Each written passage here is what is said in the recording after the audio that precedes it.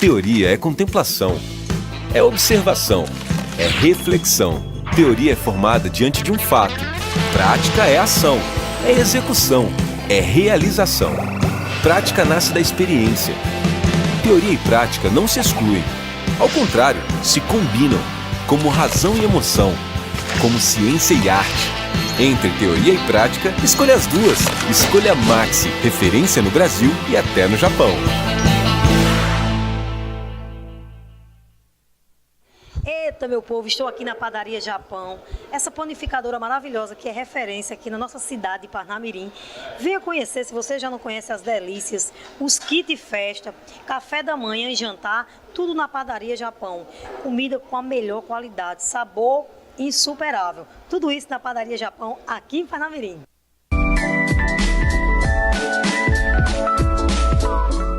Natal Rigor, onde sua festa começa. Ternos, vestido de gala, trajes para diversas ocasiões e muito mais. Natal Rigor, vestindo com elegância.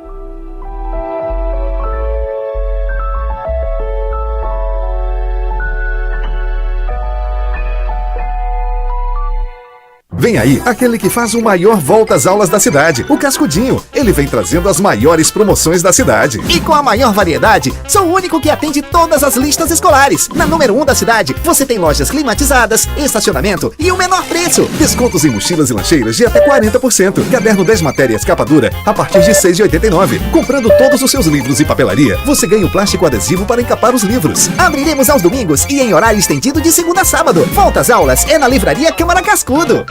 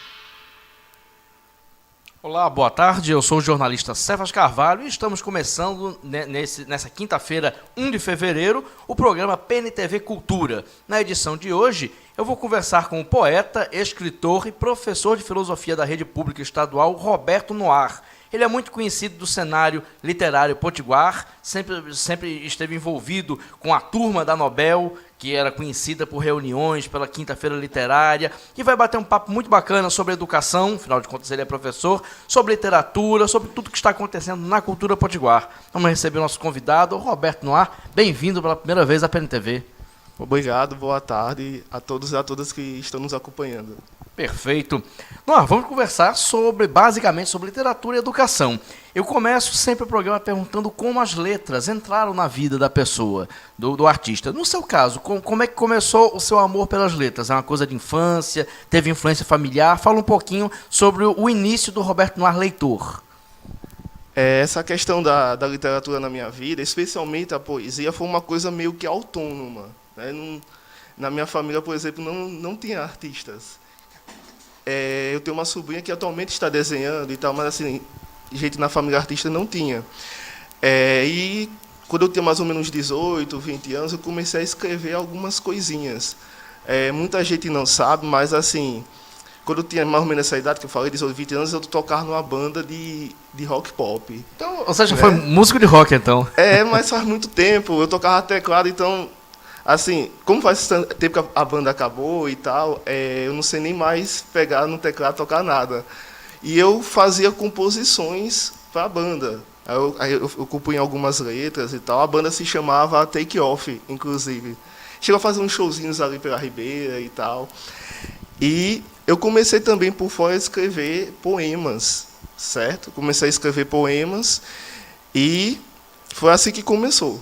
Né? E geralmente eu escrevia mais coisas mais introspectivas, né? Mas ultimamente comecei a diversificar mais a temática do que eu escrevo. E os horizontes também se ampliaram depois, quando eu comecei a cursar filosofia na UFRN. Então comecei a colocar temas mais filosóficos nos poemas. Esses temas permanecem até hoje. Perfeito. Para a gente chegar ao Roberto Noir, estudante de filosofia e músico, você chegou a ler aquele cânone que toda criança e adolescente lê? Agatha Christie, Coleção Vagalume, o que é que você lia quando começou a se formar como leitor? Coleção Vagalume, eu li sim algumas coisas. Agatha Christie, por incrível que pareça, eu só fui conhecer depois dos 25 anos. Eu conhecia de nome, lógico, mas nunca havia lido nada. E nesse ramo desse tipo de literatura, eu fiquei fã de Arthur Conan Doyle. Né? Sherlock Holmes. Isso, exatamente. Eu fiquei fã. Na infância, assim, eu li muito quadrinho. Coisas que iam da Turma da Mônica, por exemplo, até Homem-Aranha. Né? Estou com a camisa do Venom aqui. Exatamente. E quadrinhos não é só coisa de criança, né? Mesmo quando há uns 15, 20 anos, já existiam quadrinhos bem adultos. O maior exemplo disso é o Sandman, né? Escrito pelo Neil Gaiman, que é uma obra-prima. Né? Eu tive a felicidade de alguns anos adquirir as edições definitivas, é maravilhoso, eu recomendo para qualquer pessoa. E tem realmente esse estigma do quadrinho, né? Ser coisa de criança ainda hoje, mas a gente percebe, quando você pega uma HQ, por exemplo, às vezes a DC ou da Marvel, você percebe elementos adultos, né? Inclusive questões... de machismo, racismo, homofobia. Nas histórias dos X-Men, por exemplo, você percebe essa analogia do preconceito que os X-Men sofrem com o preconceito que a comunidade LGBT sofre. Então, é bem interessante. Exatamente. Vamos falar também sobre literatura fantástica. Você gosta de literatura fantástica, de maneira geral. Você lia literatura fantástica quando era mais jovem? Não lia. O meu ingresso na leitura mesmo se deu assim, efetivamente, há cerca de 15 anos. Mas, por incrível que pareça, assim, fugindo um pouco dessa literatura fantástica, que eu gosto, né? Eu sou fã de Tolkien, né? Eu sou dos Anéis, o Hobbit, o Silmarillion também, né?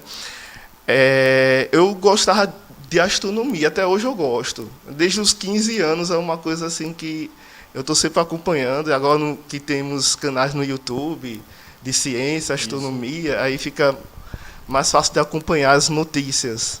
A questão das ondas gravitacionais, acho que todo mundo ficou sabendo a descoberta das ondas gravitacionais. E isso influi na sua poesia? Isso influi no que você escreve? influência de alguns poemas que tem essa temática estelar, vamos dizer assim. Tem alguns que tem. Inclusive na coletânea aí da Sociedade dos Poetas Vivos, sociedade da qual eu participo. Isso. Né? Essa aqui tem um poema que fala justamente sobre essa questão da observação do universo. Perfeito. Você está nessa antologia literária da SPVA, mandar até um grande abraço para Osani, para o pessoal todo da SPVA, Adélia Costa, e também está nesse aqui, Concurso Nacional Novos Poetas, 2011. Exato. Foi um concurso nacional, e já tem algum tempo, 2011, você está com uma poesia aqui. Sim, tem um poema meu aí. Perfeito. E você está produzindo, você produz zines, não é? Tem esses zines, Fragmentos de Ébano, Le Femme, e esse Versos Diversos. Eles têm uma temática em comum, foram feitos sobre um conceito. Fala um pouquinho sobre os zines, Roberto. Ok, essa questão dos zines, ela coincide justamente com a minha entrada na Sociedade dos Poetas Vivos e Afins. Eu entrei em 2010, exatamente no dia 18 de março de 2010. Excelente memória. É porque foi um momento inesquecível, né? Eu só tenho a agradecer à Sociedade dos Poetas. A ideia dos zines veio de um colega meu, que fazia parte da sociedade, hoje não frequenta mais, Zenildo César. Sim. Ele faz esse mesmo tipo de trabalho. E quando ele começou a ver meus poemas, ele disse, por que você não faz uns zines, assim como os meus, né? Aí eu disse, rapaz, você acha que dá certo? E ele disse, dá, a poesia é boa, tal, acho que o pessoal vai gostar. Eu segui esse conselho dele, né? E são zines de qualidade gráfica, não desmerecendo outros, mas tem outros que são propositalmente mais artesanais. Os seus zines têm uma qualidade gráfica na capa bem bacana. Digamos que eu tenho uma obsessão com a estética do que eu faço, então esse é o resultado dessa obsessão. Muito, muito bonito. E existe projeto para algum livro em breve? Para a publicação de um livro propriamente dito, Roberto? Sim, tem um que está no forno. Está pela CJA Edições, do nosso colega Cleurivan, você conhece muito bem. Exatamente. E a qualquer momento pode ter novidades a respeito dele. Está no forno, já foi para a diagramação, já está naquele processo que você sabe. Isso. Você que também é escritor, você sabe como é. De poesia também, esse livro. Isso. Tem previsão já de sair do forno e para o lançamento? Estamos aguardando notícias. Perfeito. E prosa, Roberto? Como é a sua relação em escrever prosa? Seja conto, seja romance. Fala um pouquinho sobre se você pretende partir para a prosa. Ok. Na verdade, eu vou ser muito honesto com você. Eu acho muito mais difícil escrever prosa do que poesia. Eu acho bem mais difícil. Eu já escrevi uns 3 ou 4 contos. Um desses contos está no meu blog, né? O www.castelodeebano.blogspot.com. E eu estou escrevendo uma novela. Atualmente eu estou no penúltimo capítulo, só que eu falo atualmente, só que já faz uns 2 anos que eu estou nesse penúltimo capítulo. Mas é porque é a parte mais importante, né? Isso é que vai dar, digamos assim, um rumo definitivo à vida do personagem. Há muitas indagações filosóficas existenciais que esse personagem ele enfrenta. Então, nesse penúltimo capítulo, ele vai passar por isso. E por isso que eu estou, digamos assim, eu estou hesitando em continuar, porque eu quero ter uma ideia melhor, né, para poder colocar no papel. Perfeito. Você citou o seu blog e era a pergunta seguinte que eu ia fazer. Qual a importância dos escritores para ferramentas como blog, como Facebook, que qualquer escritor pode compartilhar o que escreve? Elas são realmente muito importantes para o escritor atualmente, Roberto? Com certeza, isso facilita muito o nosso trabalho. Inclusive, quando você tem um blog, pode ser visualizado, inclusive, até por pessoas que estão em outros países, como no caso do meu blog, teve pessoas dos Estados Unidos, da Inglaterra, de Portugal, que estavam visualizando. E isso é muito importante, até porque a gente compartilha, né, nas redes sociais, no Facebook, o pessoal também vai compartilhando e fica nesse círculo. O pessoal acaba conhecendo o nosso trabalho. Tem gente até que já disse que leu o blog todo. Eu fico muito satisfeito e feliz com isso. Perfeito. Roberto, fazer uma pergunta bem humorada para você. Conversando recentemente com o escritor dos Jovens Escribas, ele me disse que Facebook era bacana, mas era uma maldição para os escritores, porque você fica o tempo todo no Facebook e não escreve. Outros já disseram que você consegue não apenas ter um painel humano do que é bom e do que é ruim, como pode divulgar pelo Facebook. Realmente é possível. Você se encaixa em qual categoria? O Facebook é uma bênção ou é uma maldição para o escritor? para o escritor, com certeza, é uma bênção, né? Porque a gente tem essa oportunidade de estar divulgando esse trabalho. Imagine, não sei, há uns 20, 30 anos atrás, acho que seria bem mais isso. Você teria que ir no boca a boca. Era desse jeito, tirando o xerox e distribuindo para as pessoas. Inclusive, quando eu comecei com os zines, né, eu saía na rua vendendo. Eu passei, acho que, cerca de 3, 4 anos indo nas ruas do centro de Petrópolis, lá em Natal, né? Vendendo, oferecendo esses zines para o pessoal que estava no restaurante, estava ali na lanchonete. Ali no centro tem muitos restaurantes, lanchonetes. Perfeito. Roberto Noir, a gente vai voltar para a literatura, mas vamos falar agora sobre educação. Você é educador, você é professor de filosofia na rede pública estadual. Como é ensinar filosofia nos dias de hoje, que tantos jovens, por exemplo, fazem campanha e apoiam Bolsonaro, que muita gente, incluindo políticos importantes, defendem a extinção de filosofia da grade curricular? Como é ser professor de filosofia hoje em Natal, Roberto? Eu não digo só em Natal, mas acho que no Brasil todo é um desafio, porque nós estamos numa sociedade que ela não foi, digamos assim, educada para pensar de forma autônoma. É uma sociedade que é educada para seguir moldes de pensamento. E a gente percebe que muitas vezes os alunos eles até tentam refletir, mas eles têm uma certa dificuldade de externar o pensamento deles. Sobre a questão da política também é complicado e chega a ser até a ser antinatural um jovem, por exemplo, apoiar candidatos como Bolsonaro. Por quê? Porque o jovem ele tem, por natureza, a tendência de ser subversivo. Ele tem uma tendência a pegar as coisas novas, a ter ideias novas e esquecer do passado. Então, você pega um jovem que é para um candidato que tem ideias antigas, então isso é meio estranho. Mas isso acontece também por causa da questão da desinformação também. E a questão da revolta, né? Então, normal, as pessoas estão revoltadas com o cenário político atual, mas então elas acabam se apegando a qualquer coisa. Aquele candidato que tem uma solução mais fácil do problema, ele não debate, ele apenas joga coisas, ele apenas diz o que as pessoas querem ouvir. E o jovem é muito vítima disso. Aí é que entra a filosofia. Ela deve mostrar ao jovem a importância dele pensar de forma autônoma, certo? E não sair aceitando uma coisa só porque alguém disse, e só porque aquilo agrada os ouvidos dele. Eu costumo dizer, quando eu estou dando aula, que em filosofia não existe verdade absoluta. Então, você pode falar sobre liberdade, então você vai ver que Rousseau disse uma coisa, você vai ver que Hobbes disse outra, Sócrates, Aristóteles, e nada é verdade absoluta, mas tudo deve ser debatido. E é a mensagem que eu tento sempre passar para eles em sala de aula. E como é que é debater essa mensagem num período que se está se cobrando aquele projeto famigerado Escola Sem Partido? Como é que é você defender justamente essa liberdade de pensamento no momento do Brasil que se defende que os professores não tenham essa liberdade? Como é que você trabalha com isso e como vê o Escola Sem Partido? É praticamente uma espécie de censura, né? A gente sabe que a filosofia e a sociologia elas foram excluídas da grade curricular na época da ditadura. Justamente por quê? Porque eram matérias que evocam essa capacidade do ser humano de pensar de forma autônoma, de questionar, de argumentar. Não é isso? E o Escola Sem Partido ele é um retrocesso. Porque fica essa fiscalização em cima do que o professor diz, especialmente ainda tem parece que estamos vivendo a década de 60, 70, ainda temos esse fantasma do comunismo, né? Como se fosse uma coisa ruim, maligna. E o que me chama mais a atenção é que as pessoas que criticam o comunismo, elas são as que menos sabem o que de fato é comunismo. Então fica complicado a gente falar de um assunto. Por exemplo, existem certas épocas, como a Revolução Industrial. Como é que você vai falar de Revolução Industrial? Os professores de história também sofrem com isso, não só de filosofia, geografia também.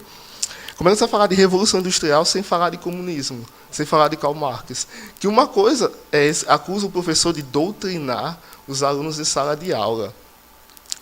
Mas você expor um momento histórico, né, expor o pensamento de alguém não é doutrinar. Doutrinar seria você colocar e impor um pensamento na cabeça dessas pessoas. E o que a gente faz em sala de aula é uma exposição. Nós fazemos aulas expositivas. Não é doutrinação, como dizem. Acho que é uma falta de informação muito grande, infelizmente, especialmente dos nossos governantes que estão no legislativo. Perfeito. Roberto, e como é a sua relação com os alunos e como os alunos interagem com você? Eles acham, não você, claro, mas a matéria tediosa ou, pelo contrário, eles descobrem alguma coisa que eles mesmos não esperavam ver na matéria? Como é essa relação entre você e os alunos? Então, a filosofia, né, como é uma novidade, porque ela só tem do ensino médio, né, do primeiro ano do ensino médio em diante. Então, quando eles entram no ensino médio, eles acham estranho a novidade. A primeira coisa que eles perguntam no primeiro dia, né? Filosofia estuda o quê? Que é uma coisa que a gente está no nosso roteiro já. No primeiro dia de aula a gente explica o que é a filosofia. A maior parte, por incrível que pareça, se sente, digamos assim, atraído de alguma forma pela filosofia. Alguns acham que é muito difícil. Mas, assim, repudiar mesmo, achar ruim, acho que poucos. Pelo menos a experiência que eu tenho é essa. Mas eu noto uma certa dificuldade porque a filosofia instiga o pensamento crítico. E é um hábito que eles não têm. É como eu disse, a nossa sociedade ela não é estimulada a pensar. Teve até aquele astrônomo Carl Sagan, né, que ele foi um grande divulgador científico, que ele falava muito dessa questão da importância do pensamento racional, do método científico, e isso que eu também tento trabalhar em sala de aula. Inclusive, o Carl Sagan eu já utilizei algumas coisas dele em sala de aula, que ele trabalha muito com essa questão da argumentação, e é muito importante. Perfeito. Roberto, um colega filósofo seu, que também é escritor e também é potiguar, Pablo Capistrano, uma vez me disse, numa entrevista, meio bate-papo, que a filosofia tinha salvo a vida dele. No seu caso, qual é a sua relação com a filosofia? Salvou sua vida também? Mudou completamente. Eu lembro que na época do cursinho, que estava fazendo um cursinho para o vestibular, eu ia cursar artes. E logo no começo do ano eu entrei no cursinho, não, vou fazer artes. Então eu comecei a ler algumas coisas de filosofia, como Voltaire e Nietzsche, que hoje se tornaram um dos meus pensadores preferidos, Voltaire e Nietzsche, Schopenhauer também.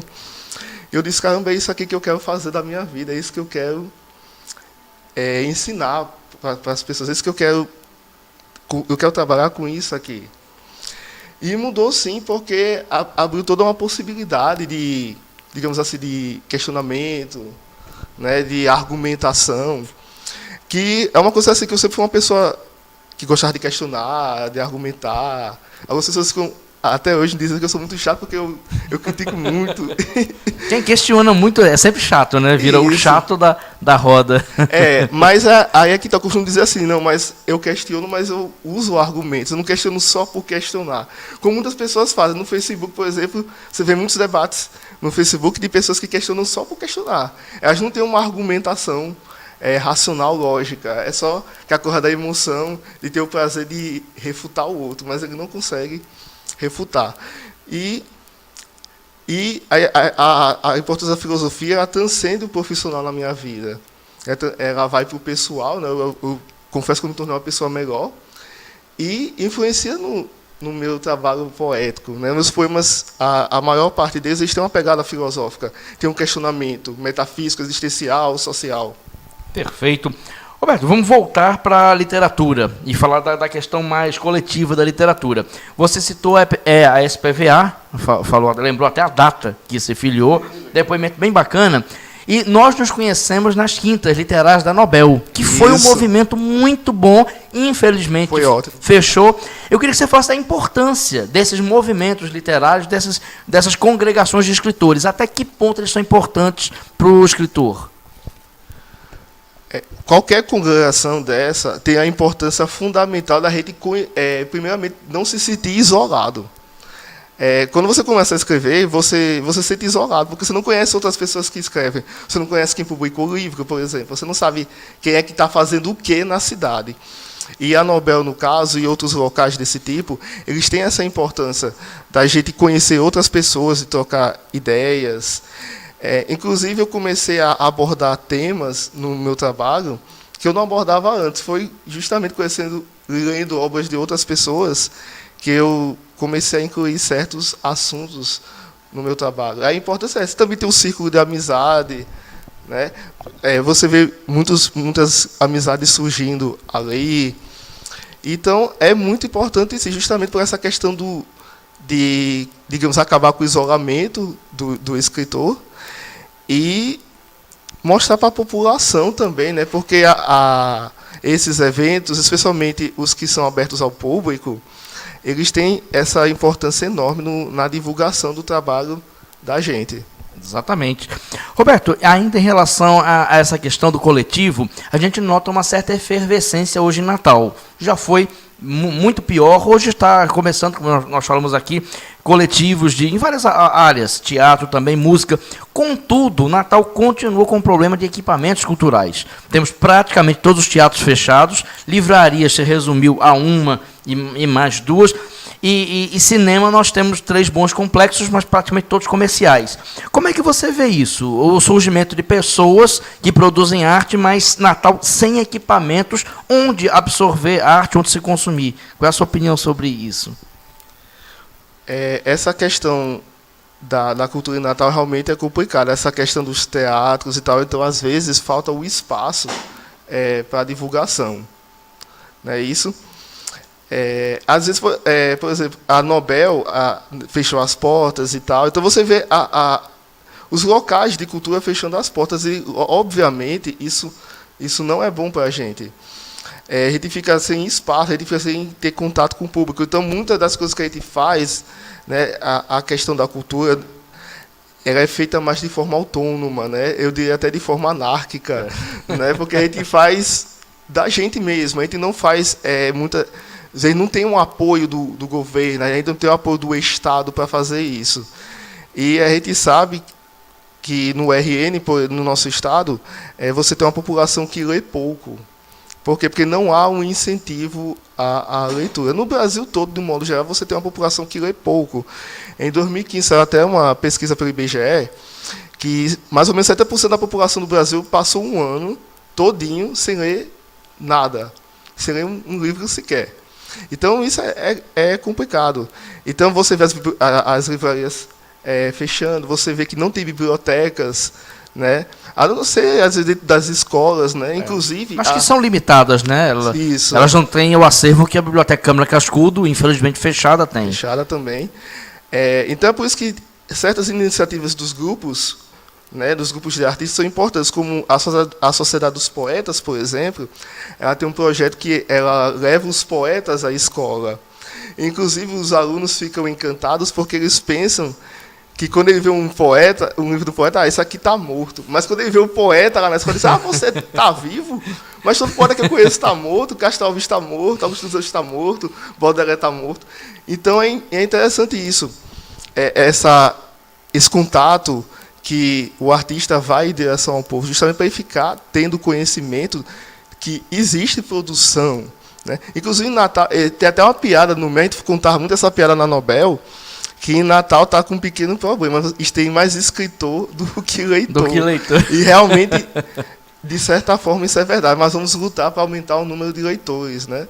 Pronto, então a produção está comunicando que o tempo, infelizmente, está acabando. Essa meia hora passou voando, mas não é. Então, a última pergunta passa a ser essa. Como, objetivamente, a gente criar um público consumidor de livros para a literatura potiguar? Como eu disse, a gente vai ter que fazer isso de forma autônoma mesmo. Até porque a maior parte dos meios de comunicação, por exemplo, e do Estado, eles não dão esse apoio. Às vezes você vai procurar a mídia para fazer divulgação, ela não aceita, ela não quer divulgar. Né? Eu já vi muitos colegas meus reclamando desse tipo de coisa. Né? Lógico que a mídia, de um modo geral, não todas, né?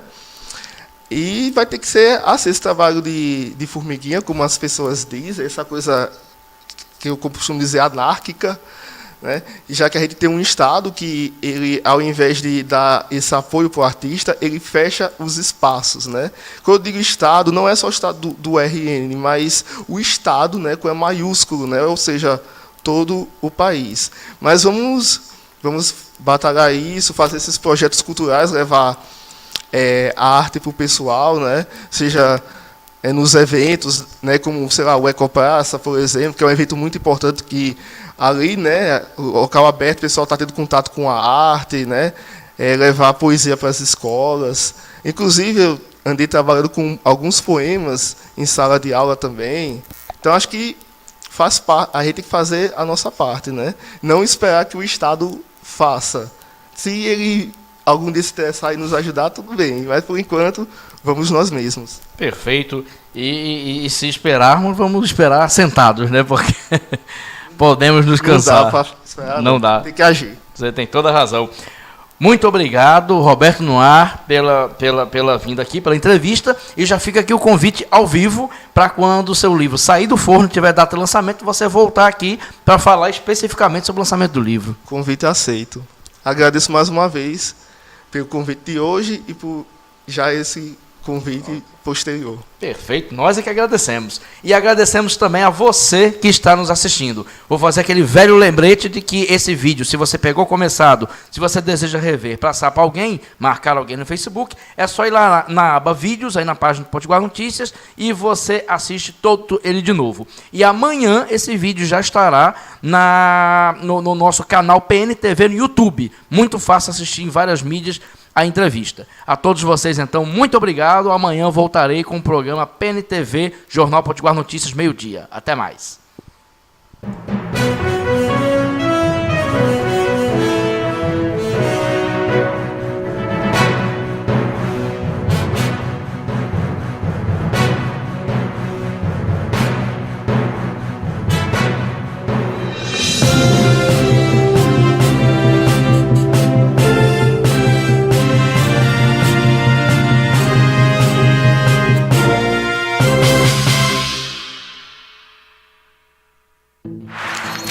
Maxi apresenta Teoria ou Prática?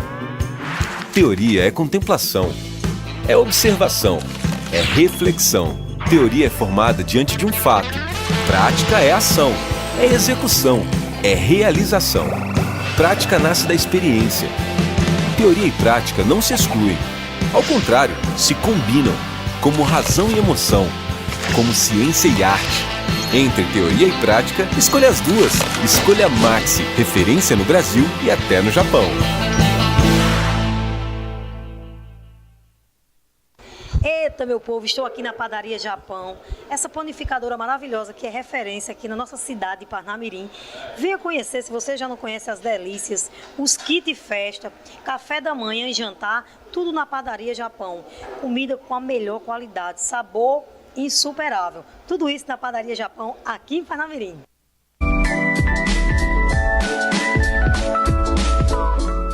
Natal Rigor, onde sua festa começa. Ternos, vestido de gala, trajes para diversas ocasiões e muito mais. Natal Rigor, vestindo com elegância.